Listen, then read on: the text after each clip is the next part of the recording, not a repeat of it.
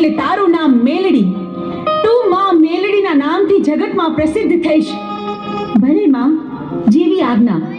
હું મેલડી હમણાં અમર્યાને ગાયના કરકામાંથી બહાર કાઢું છું.